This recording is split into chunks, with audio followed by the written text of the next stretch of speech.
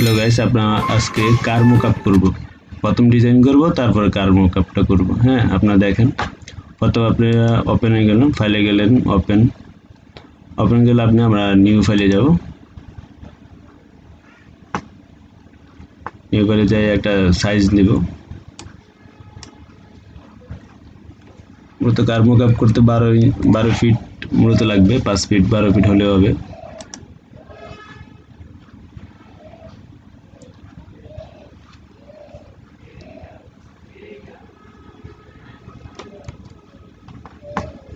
এটা কিন্তু ট্যাপ দিতে হবে। হ্যাঁ, ট্যাপ দিলে আমার অপশনগুলো আসবে, টুলসগুলো আসবে। আমার মূল টুলসটা আসে না, তখন আমরা এই যে উইন্ডোজে যাব।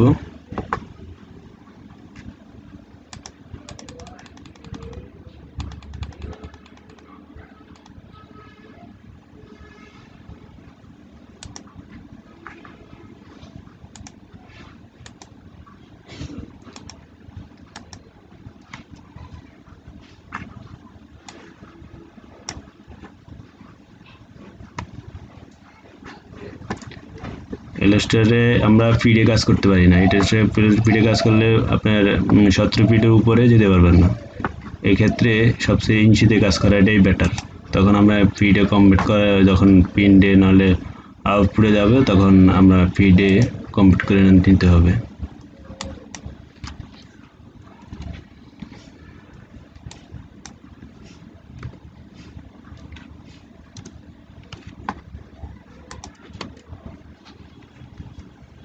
কন্ট্রোল মাইনাস দিলে ছোট হবে, আর প্লাস দিলে জুম হবে, বড় হবে।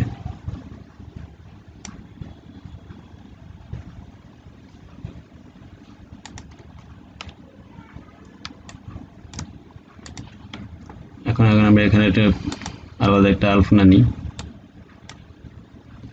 আপনার মতো নিয়ে নেবেন, তারপর পছন্দ মতো নিয়ে তারপরে ওখান থেকে কাজ করবেন।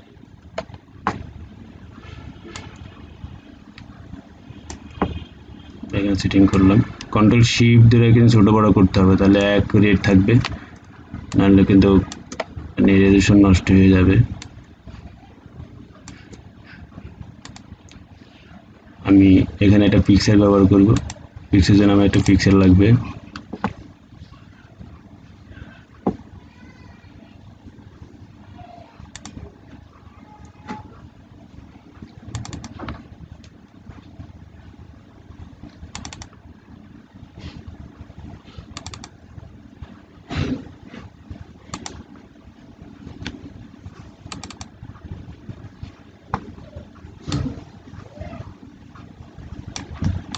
আমরা আপাতত এই পিকচারটা ব্যবহার করি।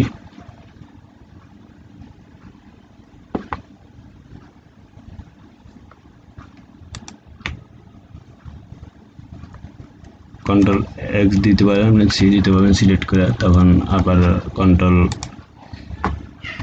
ভি পেস্ট হয়ে গেল। আমি পিকচারটা এখানে সেটিং করব।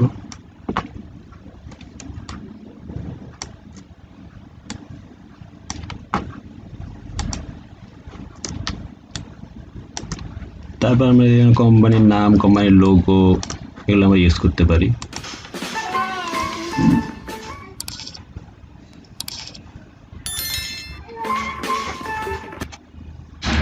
আমি ব্যবহার করলাম না, আপনারা দেখেন। আমি এখান থেকে একটা আমার আইডির নামটাই নিই।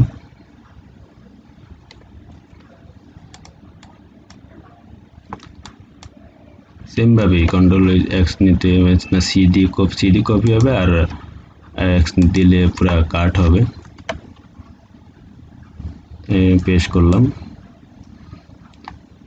আপনারা আপনার মতো লেখাগুলো বসাতে পারেন, যে কোনো কোম্পানির নাম, ঠিকানা এগুলো বসাতে পারেন। কিন্তু এখানে কার্ড ডিজাইন আপনার ম্যাপ মনে থাকতে হবে, আপনার সামনে পিছনে সাইজগুলো লাগবে, নাহলে আপনি এগুলো সেটিংয়ে তখন প্রবলেমে পড়ে যাবেন। সেটা হলো, ধরেন আমি যদি মূলত চাকার সাইজগুলো নিতে হয়, তাহলে আমার এখানে চাকার ম্যাপগুলো দিতে হবে, যে আমার ডিজাইন যেন চাকার ভিতরে না পড়ে। এই ক্ষেত্রে খেয়াল রাখতে হবে কিন্তু অবশ্যই। না কিন্তু ডিজাইন যদি চাকার ভিতরে পড়ে, তখন আমরা মোকাবে নাহলে স্টিকার পেস্টিংয়ে তখন দেখেন ডিজাইন কেটে পড়বে। আপাতত আমি এখানে একটা সাইজ দিয়ে দিই। আসলে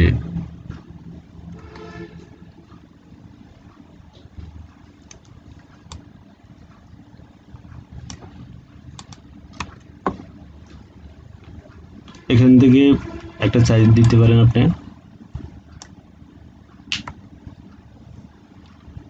এখন 20 ইঞ্চি আছে, আপনি 20 ইঞ্চি দেন। এগুলো শুধু আমার টুলস টানার ক্ষেত্রে লাগবে কিন্তু, হ্যাঁ, তখন আমার ওই চাকার কাটিং যেন না পড়ে। এই কন্ট্রোল আর দিলে স্কেল আসবে এখানে, আর কন্ট্রোল আর আবার না দিলে আবার স্কেল চলে যাবে। কন্ট্রোল আর দিলে স্কেল আসবে, স্কেল না তো আমরা এই যে গাইডলাইনটা আমি ফেলাইতে পারি। তখন আমি চাকাটা এখানে দিতে পারি। এটা শুধু একটা ম্যাপের জন্য। যখন আপনি প্রিন্টে যাবেন তখন কিন্তু এই চাকার দাগটা রাখতে পারবেন না। তখন কি হবে, যদি একটু এদিকে এদিকে হয় তখন কিন্তু স্টিকার কেটে পড়বে, নাহলে ডিজাইন কাটা পড়বে, তখন জিনিসটা খারাপ লাগবে। তো যখন আপনি প্রিন্ট আউটে যাবেন তখন অবশ্যই এই চাকার ম্যাপটা উঠে দিতে হবে। আমরা এখানে 60 ইঞ্চি দিলাম।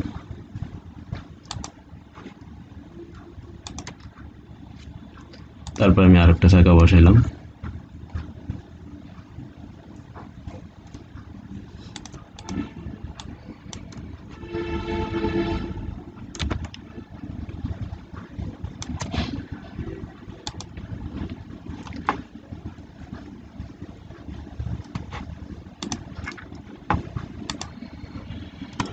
আমি এখানে আরেকটা কালার ইউজ করতে পারি।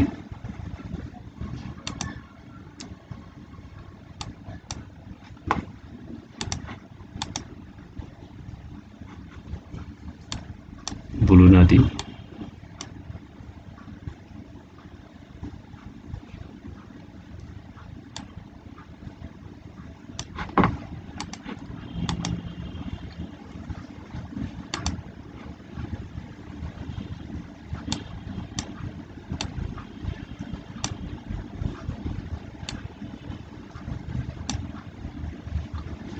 আমরা এই গ্রেডিয়েন্টে ব্যবহার করতে পারি ইচ্ছা করলে। আপনি গ্রেডিয়েন্টে যান। এই টুলসগুলো কিন্তু সবগুলো এই যে উইন্ডোজে যাবেন, ওখানে গেলে সব টুলস পাওয়া যায়। যখন যেটা আপনার দরকার প্রয়োজন মনে করবেন সেটা এখান থেকে ওপেন করে নিতে পারবেন। দেখা যায় এখানে খুঁজতে অনেক সময় লাগে, তখন আমরা উইন্ডোজ থেকে ওটা নিতে পারেন।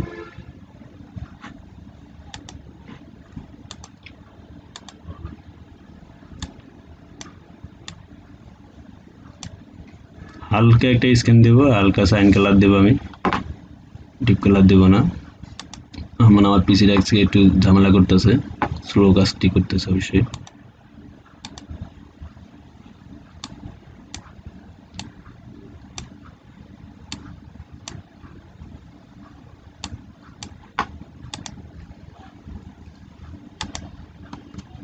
কালারটা আমি হালকাই দিলাম।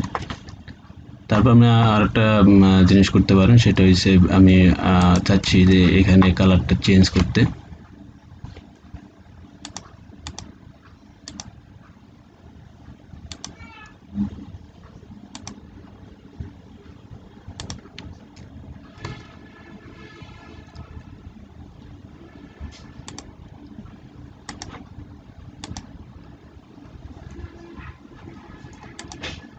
এখন দেখেন আমি যে ব্যাকগ্রাউন্ডটা দিয়েছি সেটা কিন্তু উপরে উপরে আছে। এখন ভাবতেছেন কিভাবে এটা নিচে নেওয়া যায়, নিচের ডিজাইনগুলো কিভাবে উপরে ওঠানো যায়।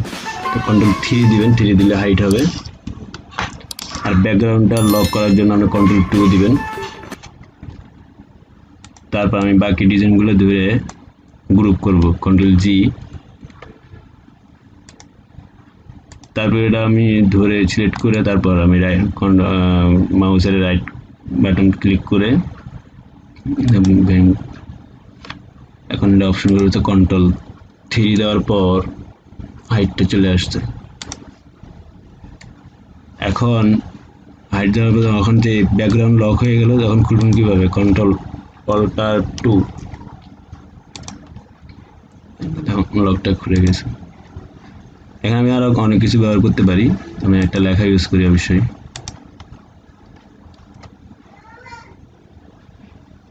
লেখাগুলো আমি আগে লিখে বলছি, নয়তো অনেক সময়ের ব্যাপার স্যাপার।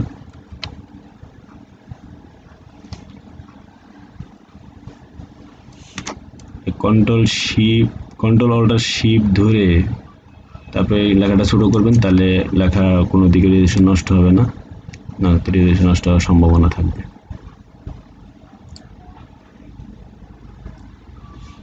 আমি এই জায়গায় দিই, কি জন্য আমরা নাহলে মোকাবে প্রবলেম হয়ে যাবে।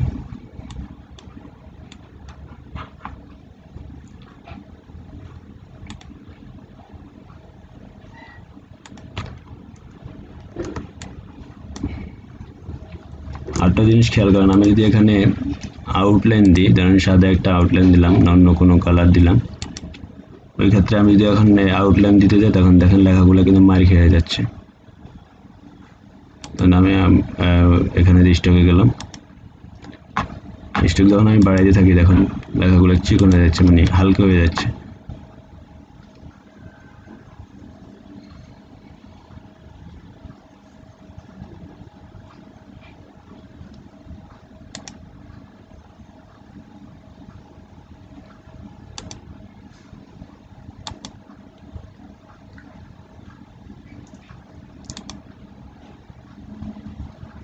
দেখেন লেখাগুলো হালকা হয়ে গেছে। তো এখন কি করবেন, তার লেখাগুলো ডবল করতে হবে। এখন যদি আপনি শিপ দিয়ে কপি করেন না ডবল করেন, তখন ওই ক্ষেত্রে ভালো হবে না। তখন আপনি লেখাটা সিলেক্ট করবেন, Ctrl+C+F দিলে আপনার লেখাটা ডবল হয়ে গেছে। তখন এটা দিলে এটার আপনি আউটলাইনটা উঠে দেবেন। এখন দেখেন আউটলাইন পরে আমার লেখাটা মার খেলো না, কিন্তু আউটলাইন কিন্তু ঠিক আছে। এখন এখানে আমার লেখা কিন্তু ডবল, সেটা দেখেন।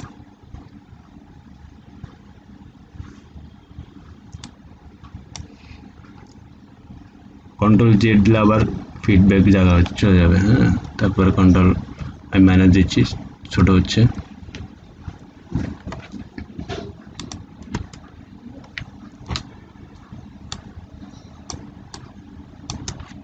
আমি এতটুকুই রাখলাম। এখন আমি মোকআপের ক্ষেত্রে যাব।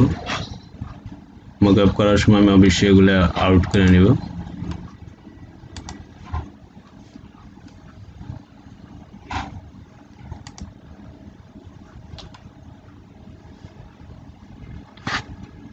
এখন এখানে একটা আগে একটা মোকআপের গাড়ি ওপেন করা আছে, আমি এই গাড়ির উপরে মোকআপ করব। অবশ্যই লেয়ার ওপেন করতে হবে। এখানে যাবেন, সিলেক্টিং দিবেন,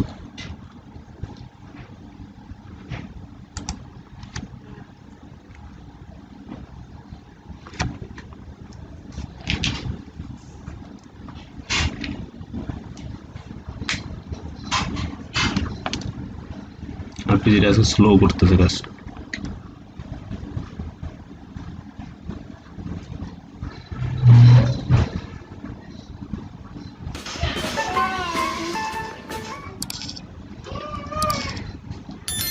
আমি এখানে যাব,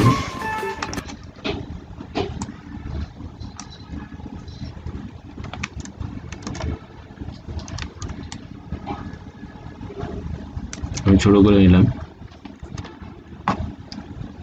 Ctrl+X দিলাম, তারপর পেজ দিলাম।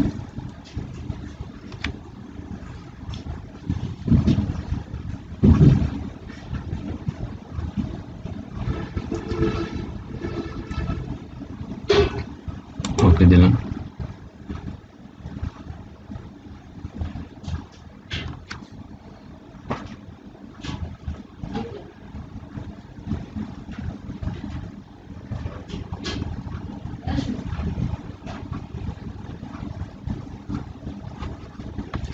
অনেক সময় নিচ্ছে।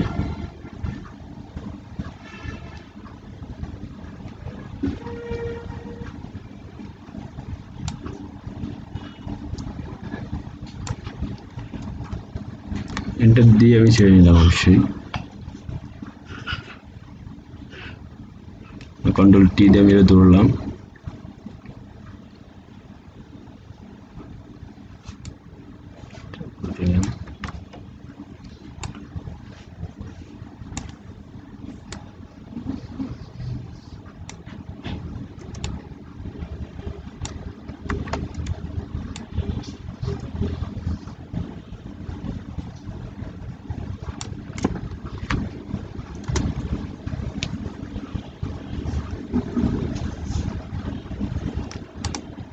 বাকি সব আমি এখান থেকে আউট করে দিলাম।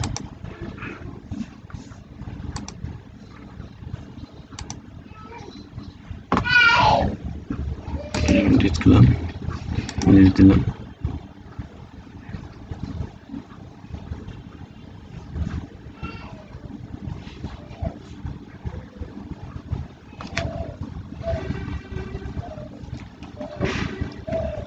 মুকআপ করার সময় এখন যে প্রবলেমটা হয়েছে সেটা দেখেন আপনারা। এখানে হোয়াইটের জায়গাটা নীল কালারটা নষ্ট হয়ে গেছে। ওই ক্ষেত্রে আমার ওটার মুকআপটা আবার রিপ্লে যেতে হবে, নাহলে আসলে জিনিসটা ভালো লাগতেছে না। এক্ষেত্রে আমি এটা আরো বড় করে দিতে হবে।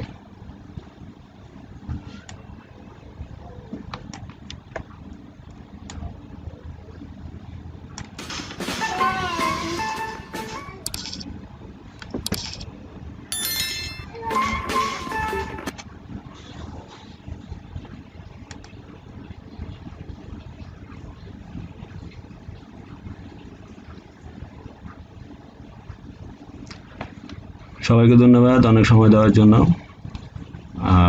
আমার সাথে থাকবেন, আশা করি আর নতুন নতুন ভিডিও দেওয়ার চেষ্টা করব।